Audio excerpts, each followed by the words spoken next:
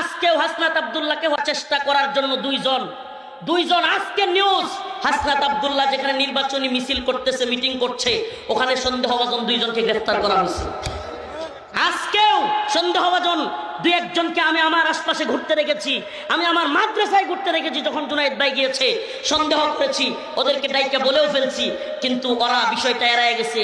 সন্দেহ থেকে আমরা কেউ খালি না, কিন্তু কসম আল্লাহর বলে যাই, ও উম্মাহ, ও যুব সমাজ, তোমাদেরকে বলে যাই, তোমরা একটা নামকেও ছেড়ে দিবে না। এই অঞ্চলে যতগুলো আওয়ামী লীগের দালালের বাড়িঘর আছে, এখনো ফেসবুকে লেখালেখি করে, প্রত্যেকটাকে পিটায় চামড়া তুলে ফেলবে, প্রত্যেকটার বাড়িঘর ভেঙে গুড়িয়ে দিবে। কোন আওয়ামী দালাল বাটপারের জায়গা বাংলাদেশে হবে না, কোন দালালের জায়গা বাংলাদেশে হবে না। যদি কোনো উপদেষ্টা বাধা দেয়, যদি বিএনপি হোক, এনসিপি হোক, জামাত হোক, যে কোনো দল হোক, যদি আমাদের এই আন্দোলন থামায় দেওয়ার চেষ্টা করে, এদেরকেও দালাল বলে ঘোষণা করা হবে।